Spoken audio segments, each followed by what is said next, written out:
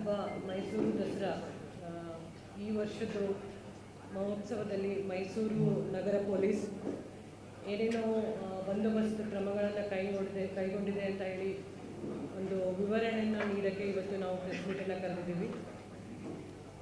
ತಮಗೆಲ್ರಿಗೂ ಗೊತ್ತಿರೋ ಹಾಗೆ ಮೈಸೂರು ದಸರಾ 22ನೇ ತಾರೀಕಿಂದ ಸ್ಟಾರ್ಟ್ ಆಗುತ್ತೆ ಮತ್ತು 2ನೇ ತಾರೀಕು ಅಕ್ಟೋಬರ್ವರೆಗೂ ಇರುತ್ತೆ. ನಗರದ ವಿವಿಧ ಸ್ಥಳಗಳಲ್ಲಿ ವಿವಿಧ ಕಾರ್ಯಕ್ರಮ ಆಯೋಜಿಸಲಾಗಿರುತ್ತೆ. ಆ ಸಮಯದಲ್ಲಿ ನಡೆಯದಂತೆ ಕಾನೂನು ಸಂಚಾರ ವ್ಯವಸ್ಥೆ ಕಲ್ಪಿಸುವ ಮೈಸೂರು ಪೊಲೀಸ್ ಏನೇನು ಅವಶ್ಯಕತೆ ಇದೆ ಅದರ ವ್ಯವಸ್ಥೆ ನಾವು ಕೈಗೊಂಡಿದ್ದೇವೆ. 22ನೇ ತಾರೀಕಿನಿಂದ 29ರವರೆಗೂ ನಾವು ಫಸ್ಟ್ ಫೇಸ್ ಅಂತ ಹೇಳಿ ತಗೊಂಡಿದ್ದೀವಿ. ನೆಕ್ಸ್ಟ್ 30ನೇ ತಾರೀಕಿನಿಂದ 2ನೇ ತಾರೀಕು ಅಕ್ಟೋಬರ್ವರೆಗೂ ಸೆಕೆಂಡ್ ಫೇಸ್ ಅಂತ ಹೇಳಿ ಬಂದೋಬಸ್ತನ್ನು ಕೈಗೊಂಡಿದ್ದೀವಿ. ಆ ಟೈಮಲ್ಲಿ ಏನು 11 ದಿನದಲ್ಲಿ ಮೋರ್ ದ್ಯಾನ್ 15 ಪ್ಲೇಸಸ್ಸಲ್ಲಿ ಕಾರ್ಯಕ್ರಮಗಳಿರುತ್ತೆ, ಆಚರಣೆಗಳಿರುತ್ತೆ. ಸಾಂಸ್ಕೃತಿಕ ಕಾರ್ಯಕ್ರಮ, ದಸರಾ ವಸ್ತು ಪ್ರದರ್ಶನ, ಕುಸ್ತಿ, ಫ್ಲವರ್ ಶೋ, ಆಹಾರ ಮೇಳ, ಪುಸ್ತಕ ಮೇಳ, ಏರ್ ಶೋ, ಜಂಬೂ ಸವಾರಿ ಮತ್ತು ಬನ್ನಿ ಮಂಟಪದ ಕೊನೆಯದು ಪಂಜಿನ ಕವಾಯತು. ಇದೆಲ್ಲ ಟೋಟಲ್ ಆಗಿ ನಾವು ನಮ್ಮ ಪೊಲೀಸ್ ಇಲಾಖೆಯಿಂದ 6384 ಸ್ಟಾಫ್ ಕಂಪ್ಲೀಟ್ ಇರ್ತಾರೆ. ಅದರಲ್ಲಿ 5 ಜನ SP ಮತ್ತು 30 ಜನ DYSPs, 40 ಜನ ಇನ್ಸ್ಪೆಕ್ಟರ್ಸು, KSRP ತುಕಡಿಗಳು 35, ಅದ್ರ ಜೊತೆಗೆ CR ಪ್ಲಟೂನು ಸಹ 15 ಮತ್ತು AAC team, anti subordinate check team ಅಂತ ಹೇಳ್ತೀವಿ. ಪ್ರತಿಯೊಂದು ಇಂಪಾರ್ಟೆಂಟ್ ಪ್ಲೇಸಸ್ಸಲ್ಲಿ ನಾವು ಸಿಟಿ ಲಿಮಿಟ್ಸಲ್ಲಿ ಅದನ್ನು ಏಜ್ ಚೆಕ್ ಈಗ ಮಾಡ್ತಾನೆ ಇದ್ದೀವಿ ಮತ್ತು ಡ್ಯೂರಿಂಗ್ ದಸರಾನು ಅದು ಇರುತ್ತೆ. ಸೇಮ್ ಟೈಮ್ ಒಂದು RAF ಬಂದಿದೆ, ರ್ಯಾಪಿಡ್ ಆ್ಯಕ್ಷನ್ ಫೋರ್ಸ್, ಅದು ಉದ್ಘಾಟನೆ ಸಮಯದಲ್ಲಿ ಇರುತ್ತೆ. ಮತ್ತು ಇದ್ರ ಜೊತೆಗೆ ನಮಗೆ ಸಪೋರ್ಟಿಂಗ್ ಅಂತ ಹೇಳಿ 1200 ಹೋಮ್ ಗಾರ್ಡ್ಸು ಸಹ ಬಂದೋಬಸ್ತಲ್ಲಿ ಇರ್ತಾರೆ. ಇಂಪಾರ್ಟೆಂಟ್ ಆಗಿ ಜಾಸ್ತಿ ಕ್ರೌಡ್ ಇರುತ್ತೆ, ಜನಸಂದಣಿ ಇರುತ್ತೆ. ಅದರ ಸಲುವಾಗಿ ನಾವು ಆ್ಯಂಬುಲೆನ್ಸ್ ಮತ್ತು ಫೈರ್ ಫೋರ್ಸ್ ಡಿಪಾರ್ಟ್ಮೆಂಟಿಂದ ವೆಹಿಕಲ್ಸನ್ನು ನಾವು ಈ ಸಲ ಹೆಚ್ಚಿಗೆ ನಿಯೋಜನೆ ಮಾಡಿದ್ದೀವಿ. 26 ಆ್ಯಂಬುಲೆನ್ಸ್ ಮತ್ತು 32 ಫೈರ್ ಫೋರ್ಸ್ ಅಗ್ನಿಶಾಮಕ ದಳಗಳನ್ನು ನಿಯೋಜನೆ ಮಾಡಲಾಗಿದೆ. ಇಂಪಾರ್ಟೆಂಟ್ ಪ್ರಮುಖ ರಸ್ತೆಗಳಲ್ಲಿ ಬನ್ನಿ ಮಂಟಪ ಇರ್ಬೋದು ಮತ್ತು ಎಲ್ಲೆಲ್ಲಿ ಗೇಟ್ ಎಂಟ್ರೆನ್ಸ್ ಇರ್ಬೋದು, ಎಲ್ಲಿ ನಮಗೆ ಜಾಸ್ತಿ ಜನಸಂದಣಿ ಇರುತ್ತೆ ಅಲ್ಲಿ ನಾವು ಅದನ್ನು ಸ್ಟ್ರಾಟಜಿಕಲಿ ನಾವು ಅದನ್ನು ಎರಡನ್ನೂ ಪ್ಲೇಸ್ ಮಾಡಿದ್ದೀವಿ. ಕಾರಣಕ್ಕೂ ಪ್ಯಾಲೇಸ್ ಒಳಗಡೆ ಆಗಲಿ ಬನ್ನಿ ಮಂಟಪದಲ್ಲಾಗಲಿ ಜಾಸ್ತಿ ಜನ ಇರೋದ್ರಿಂದ ಈ ಸಲ ಹೊಸದಾಗಿ ಎಮರ್ಜೆನ್ಸಿ ಇವ್ಯಾಕ್ಯುಯೇಷನ್ ಡ್ರಿಲ್ ರೂಟ್ ಅಂದರೆ ಏನೇ ಘಟನೆ ಏನಾದರೂ ಪ್ಯಾಲೇಸ್ ಒಳಗಡೆ ಜನ ಇದ್ದಾಗ ಆಂಬ್ಯುಲೆನ್ಸ್ ವ್ಯವಸ್ಥೆ, ಅದಕ್ಕೊಂದು ಸಪ್ರೇಟ್ ರೂಟ್, ಹಾಸ್ಪಿಟಲ್ಗೆ ಹೋಗೋ ರೂಟ್, ಬನ್ನಿ ಮಂಟಪದಲ್ಲಿ ಏನಾದರೂ ಆದರೆ ಅಲ್ಲಿ ಟ್ರಾಫಿಕ್ ನಾವು ರೆಗ್ಯುಲೇಟ್ ಮಾಡಿರೋದ್ರಿಂದ ರೂಟನ್ನು ನಾವು ಸಪ್ರೇಟಾಗಿ ಕೊಟ್ಟಿದ್ದೀವಿ. ಇದರ ಪ್ರಯುಕ್ತ ಎಲ್ಲ ಹಾಸ್ಪಿಟಲ್ಸ್ ಮತ್ತು ಸಂಬಂಧಪಟ್ಟ ಹಾಸ್ಪಿಟಲ್ ಯಾವುದು ನಾವು ಅದನ್ನು ಡೆಸಿಗ್ನೇಟ್ ಮಾಡಿದ್ದೀವಿ. ಅದ್ರ ಜೊತೆಗೆ ಆ್ಯಂಬುಲೆನ್ಸ್ ಯಾರ್ಯಾರು ಹಾಸ್ಪಿಟಲಿಂದ ಕೊಡ್ತಾ ಇದ್ದಾರೆ ಅವರು ಡ್ರೈವರ್ಸು ಸಹ ಮೀಟಿಂಗ್ ಮಾಡಿಬಿಟ್ಟು ಅವತ್ತಿನ ದಿನ ಸ್ಪೆಸಿಫಿಕ್ ಆಗಿ ಯಾರಿಗೆ ಬ್ರೀಫಿಂಗ್ ಆಗಿದೆ ಅವ್ರಿಗೆ ಇಟ್ಕೊಳ್ಳೋ ವ್ಯವಸ್ಥೆನ ನಾವು ಈ ಸಲ ಎಕ್ಸ್ಟ್ರಾ ಮಾಡ್ಕೊಂಡಿದ್ದೀವಿ.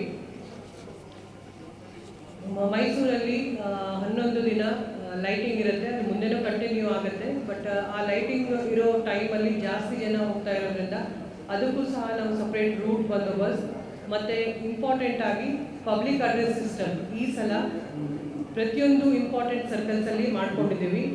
ಟ್ರಾಫಿಕ್ ಅಡ್ವೈಸರಿ ಅಥವಾ ಟ್ರಾಫಿಕ್ ರೆಗ್ಯುಲೇಷನ್ ಬಗ್ಗೆ ಹೇಳೋಕ್ಕೆ 43 ಕಡೆ ಪಬ್ಲಿಕ್ ಅಡ್ರೆಸ್ ಸಿಸ್ಟಮ್ ಇರುತ್ತೆ. ಅದ್ರ ಜೊತೆಗೆ ವಾಚ್ ಟವರ್ ಅಂತ ಇರುತ್ತೆ ಸಪ್ರೇಟ್.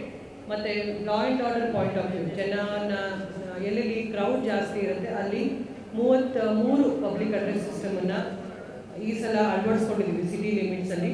ಕಂಟಿನ್ಯೂಸ್ ಆಗಿ ಏನಾದರೂ ಚೇಂಜ್ ಇದ್ದರೆ, ಏನಾದರೂ ಇನ್ಫಾರ್ಮೇಷನ್ ಕೊಡೋದಿದ್ರೆ, ಏನಾದರೂ ಮಾಹಿತಿ ಬೇಕಾಗಿತ್ತಂತಂದರೆ ಅದ್ರ ಜೊತೆಗೆ ನಾವು ಅಲ್ಲಿ ಪಬ್ಲಿಕ್ ಅಡ್ರೆಸ್ ಸಿಸ್ಟಮಲ್ಲಿ ಕೊಡ್ತಾ ಇರ್ತೀವಿ.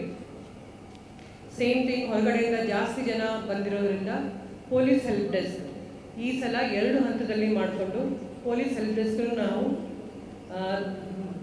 ತೆಗೆಯಲಾಗಿದೆ. ಒಂದು 22ರಿಂದ 1ನೇ ತಾರೀಕಿನವರೆಗೂ ಕೆಲವು ಪ್ಲೇಸಸಲ್ಲಿರುತ್ತೆ, ಒಂದು 12 ಪ್ಲೇಸಸಲ್ಲಿ.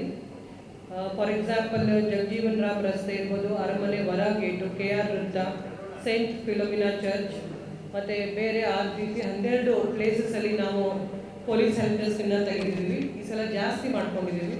ಅದೇ ರೀತಿ ಸೆಕೆಂಡ್ ಫೇಸಲ್ಲಿ ಜಂಬೂ ಸವಾರಿ ಮತ್ತು ಏನು ಬನ್ನಿ ಮಂಟಪದಲ್ಲಿ ನಡೆಯುತ್ತೆ, ಅದಕ್ಕೂ ಸಹ ಪೊಲೀಸ್ ಹೆಲ್ಪ್ ಡೆಸ್ಕ್ ಬೇರೆ ರೂಟಲ್ಲಿ ಅಲ್ಲಿ 10 ಪೊಲೀಸ್ ಡೆಸ್ಕನ್ನು ನಾವು ತೆಗೆದಿರ್ತೀವಿ. ಎನಿಥಿಂಗ್, ಎನಿ ಇನ್ಫಾರ್ಮೇಷನ್, ಯಾವುದೇ ಸಹಾಯ ಬೇಕಾಗಿದ್ರು, ಯಾವುದೇ ಇನ್ಫಾರ್ಮೇಷನ್ ಬೇಕಾಗಿದ್ರು ಇಮಿಡಿಯೇಟಾಗಿ ಅವ್ರನ್ನ ಅಲ್ಲಿ ಕಾಂಟ್ಯಾಕ್ಟ್ ಮಾಡ್ಬೋದು. ಅದ್ರ ಜೊತೆಗೆ ನಮ್ಮ ಇಲಾಖೆಯಿಂದ ಒಂದು ಚಿಕ್ಕ ಬುಕ್ಲೆಟನ್ನು ಮಾಡಿದ್ದೀವಿ.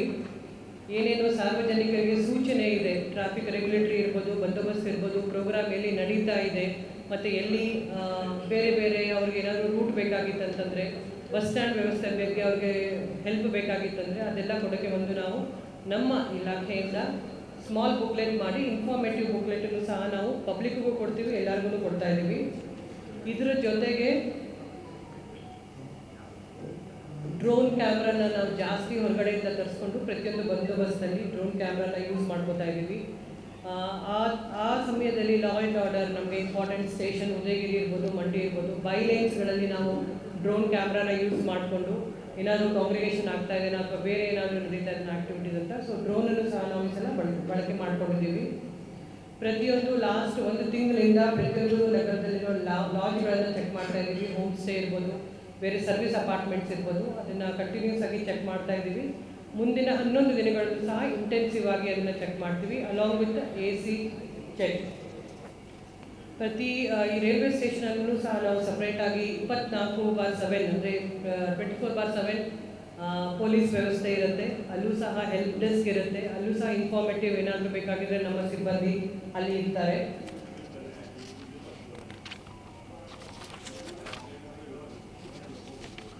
ಈಗಾಗಲೇ ನಮ್ಮ ಮೈಸೂರು ಸಿಟಿಯಲ್ಲಿ ನಮ್ಮದು ಪಬ್ಲಿಕ್ ಸೇಫ್ಟಿ ಆ್ಯಕ್ಟ್ ಅಂಡರಲ್ಲಿ 30,614 CCTV ಕ್ಯಾಮ್ರಾಗಳಿದೆ ಇನ್ ಆ್ಯಂಡ್ ಅರೌಂಡ್ ಮೈಸೂರು ಸಿಟಿಯಲ್ಲಿ. ಅದು ನಮ್ಮ ಆ್ಯಪ್ಗೆ, ಪೊಲೀಸ್ ಆ್ಯಪ್ಗೂ ಸಹ ಕನೆಕ್ಟ್ ಆಗಿರುತ್ತೆ.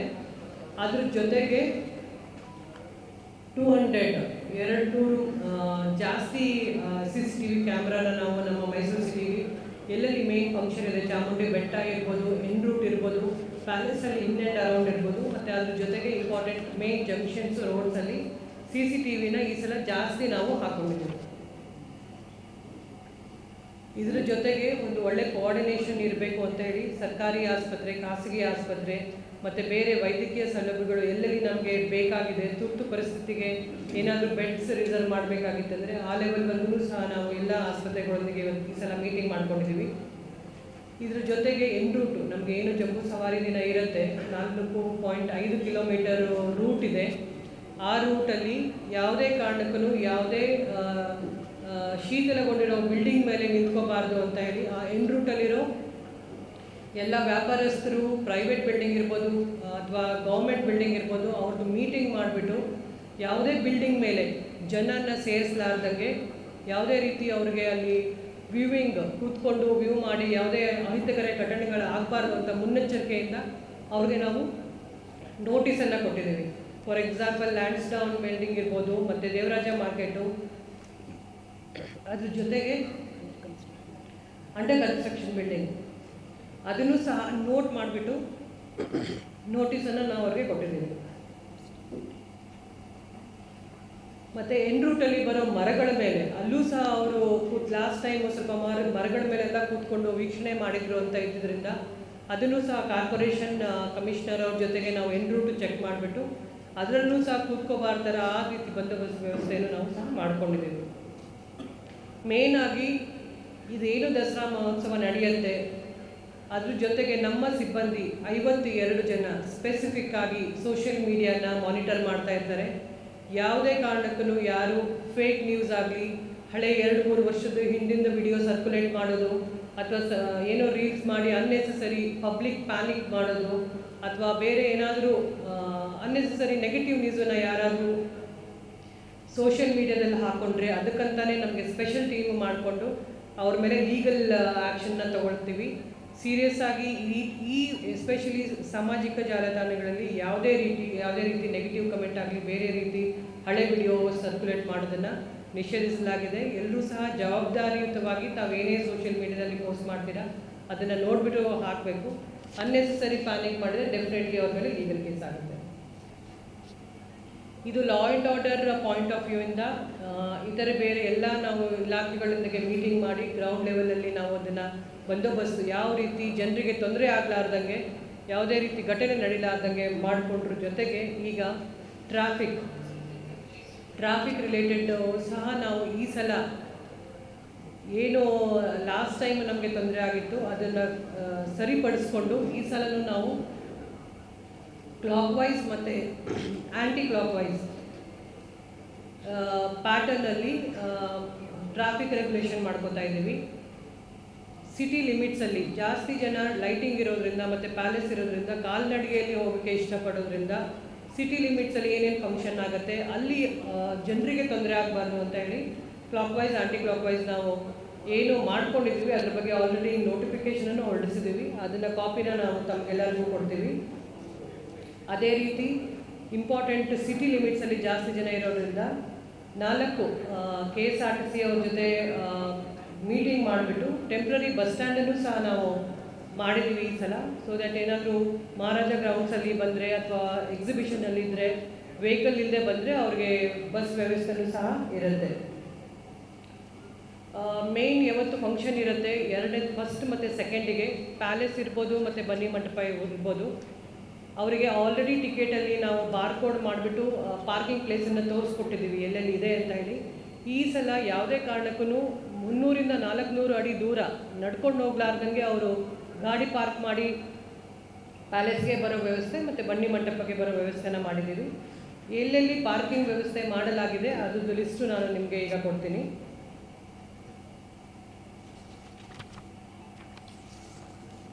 KSRTC bus temporary bus stand ಬೆಂಗಳೂರಿಂದ ಬರೋರಿಗೆ ಸಾತ್ಗಳ್ಳಿ ಬಸ್ ನಿಲ್ದಾಣ, ಹುಣಸೂರು ರಸ್ತೆ, ಗೋಗಾದಿ ರಸ್ತೆಯಿಂದ ಬರೋರಿಗೆ ಮಹಾರಾಜ ಕಾಲೇಜ್ ಮೈದಾನದಲ್ಲಿ ಇದೆ. ನಂಜನಗೂಡು ರೋಡಿಂದ ಬರೋರಿಗೆ ಗುಂಡೂರಾವ್ ನಗರ ಮೈದಾನದಲ್ಲಿ KSRTC ಅವರು ಟೆಂಪ್ರರಿ ಬಸ್ ಸ್ಟ್ಯಾಂಡ್ ಮಾಡ್ಕೊಂಡಿದ್ದಾರೆ. ಅದೇ ರೀತಿ ಟಿ ನರಸೀಪುರ ಮತ್ತು ಬನ್ನೂರು ರಸ್ತೆಯಿಂದ ಬರೋರಿಗೆ ಲಲಿತ ಮಹಲ್ದಲ್ಲಿ ಇರುತ್ತೆ. ಮತ್ತು ಬೇರೆ ಎಲ್ಲಿ ತಾತ್ಕಾಲಿಕ ಬಸ್ ಸ್ಟ್ಯಾಂಡ್ಗಳಿದೆ ಅದ್ರ ಲಿಸ್ಟನ್ನು ನಾನು ನಿಮಗೆ ಕೊಡ್ತೀನಿ. 6 ಕಡೆ ಇದೆ ನೆಕ್ಸ್ಟ್ ಇನ್ನು. ಅದರ ಜೊತೆಗೆ ಈ ಸಲ ಎಲ್ಲ ಕಾರ್ಯಕ್ರಮಗಳಿಗೆ ಪಾಸ್ ವಿತರಣೆ ಮಾಡೋಕ್ಕಾಗುತ್ತೆ. ಏರ್ ಶೋ ಇರ್ಬೋದು ಅಥವಾ ಹೆಲಿಕಾಪ್ಟರ್ ಶೋ ಇರ್ಬೋದು ಮತ್ತು ಡ್ರೋನ್ ಶೋ ಮತ್ತು ಕಳೆದ 2 ದಿನಗಳದ್ದು ಏನು ಮಂಜಿನ ಕವಾಯಿತು ಮತ್ತು ಜಂಬೂ ಸವಾರಿ ದಿನ ಯಾವುದೇ ಪಾಸ್ ಇಲ್ಲದೆ ಯಾರಿಗೂ ಒಳಗಡೆ ಅವಕಾಶ ಇಲ್ಲ. ಸೊ ಪಾಸ್ ವ್ಯವಸ್ಥೆ ಯಾರಿರುತ್ತೆ ಅವ್ರು ಮಾತ್ರ ಬರ್ಬೋದು. ಅದೇ ರೀತಿ ಮೀಡಿಯಾದವ್ರಿಗೂ ಈ ಸಲ ಪಾಸ್ ತಾವೇನು ವಾರ್ತಾ ಇಲಾಖೆಯಿಂದ ಕೊಟ್ಟಿದ್ದಾರೆ ಆ ಲಿಸ್ಟಲ್ಲಿ ನಾವು ಕೊಟ್ಟಿದ್ದೀವಿ. ಅವ್ರಿಗೆ ಈ ಸಲ ಬ್ರಹ್ಮಪುರಿ ಗೇಟಿಂದ ಎಂಟ್ರಿ ಮೀಡಿಯಾದವ್ರಿಗೆ ಕೊಡ್ತಾ ಇದ್ದೀವಿ. ಅದು ಏನೇನು ಚೇಂಜಸ್ ಇದೆ ನಾನು ಇದರಲ್ಲಿ ಪ್ರೆಸ್ ಮೀಟಲ್ಲಿ ಇದೆ. ಹೇಳೋದಾದರೆ ಬ್ರಹ್ಮಪುರಿ ಗೇಟಿಂದ ನಮಗೆ ಎಂಟ್ರಿ ಇದೆ. ಮತ್ತು ಬನ್ನಿ ಮಂಟಪದಲ್ಲಿ ಗೇಟ್ ನಂಬರ್ 12 ತಮಗೂ ಪಾರ್ಕಿಂಗ್ ವ್ಯವಸ್ಥೆ ಅಲ್ಲೇ ಮಾಡಲಾಗಿದೆ. ಗೇಟಲ್ಲೇ ಅಲ್ಲಿಂದ ಪಾರ್ಕ್ ಮಾಡಿ ಗೇಟ್ ನಂಬರ್ 12ಅಲ್ಲಿ ಬರ್ಬೋದು. ಹಾಗೂ ನಿಮಗೆಲ್ಲರಿಗೂ ಏನು ID ಕಾರ್ಡ್ ಇರುತ್ತೆ ಅದನ್ನು ID ಕಾರ್ಡ್ ತೋರಿಸ್ಬಿಟ್ಟು ತಾವು ಎಂಟ್ರಿನ ತೊಗೋಬೋದು. ಅದು ಆಲ್ ವೆನ್ಯೂ ಎಂಟ್ರಿ ಕೊಟ್ಟಿದ್ದೀವಿ ತಮಗೆ. ಲಿಸ್ಟಲ್ಲಿರೋರು ಯಾವುದೇ ರೀತಿ ತೊಂದರೆ ಆಗಲಾರ್ದಂಗೆ ಹೋಗ್ಬೋದು. ಮೀಡಿಯಾದವ್ರ ಜೊತೆ ಕೋಆರ್ಡಿನೇಟ್ ಮಾಡ್ಕೊಳ್ಳೋಕ್ಕೆ ಯಾವುದೋ ಒಂದು ಪ್ಲೇಸಿಗೆ ತಮಗೆ ಒಳಗಡೆ ಬಿಡಲಿಲ್ಲ ಅಥವಾ ಏನಾದರೂ ತೊಂದರೆ ಆಯಿತು ಅಂತಂದರೆ ಈ ಸಲ ನಮ್ಮ ಇಲಾಖೆಯಿಂದ ಒಬ್ಬರು ಇನ್ಸ್ಪೆಕ್ಟರ್ನ ನೋಡಲ್ ಆಫೀಸರ್ ಅಂತ ಮಾಡಿದ್ದೀವಿ. ಅವ್ರದ್ದು ಡೀಟೇಲ್ಸನ್ನು ನಾವು ನಿಮಗೆ ಕೊಡ್ತೀವಿ. ಏನೋ ತೊಂದರೆ ಇದ್ದರೆ ಅವ್ರಿಗೆ ಮಾತಾಡಿದರೆ ಅವರು ಅದನ್ನು ಪರಿಹರಿಸ್ತಾರೆ. ಇದ್ರ ಜೊತೆಗೆ ನಮ್ಮ ಸಿಬ್ಬಂದಿಗೆ ಕಾಲಕ್ಕೆ ನಾವು ಬ್ರೀಫಿಂಗು ಮಾಡ್ತಾಯಿದ್ದೀವಿ. ಮತ್ತು ಈ ಸಲ ಯಾವುದೇ ರೀತಿ ಅಹಿತಕರ ಘಟನೆ ಆಗಲಾರ್ದಂಗೆ ನಮ್ಮ ಪೊಲೀಸ್ ಇಲಾಖೆ ಸಜ್ಜಾಗಿದೆ ಅಂತ ಹೇಳಿ ನನ್ನ ಈ ಪತ್ರಿಕಾ ಏನಿರುತ್ತೆ ಅದನ್ನು ಮುಗಿಸ್ತೀನಿ. Thank you. ಪಾರ್ಕಿಂಗ್ ವ್ಯವಸ್ಥೆ ಜಿಲ್ಲೆಯಿಂದ ಮೈಸೂರು ಜಿಲ್ಲೆಯಿಂದ ಮಾಡಿರ್ತಾರೆ ಅಲ್ಲಿ ಇದರಲ್ಲೇ. ನಮಗೆ ಎನ್ ರೂಟು ರಿಂಗ್ ರೋಡ್ ನಮಗೆ ಬರುತ್ತೆ, ಅದ್ರದ್ದು ಬಂದೋಬಸ್ತ್ ನಾವು ಮಾಡ್ಕೋತೀವಿ. ಅವರಿಗೆ ಅದು ಹೇಳ್ತೀವಿ. ಅಲ್ಲಿ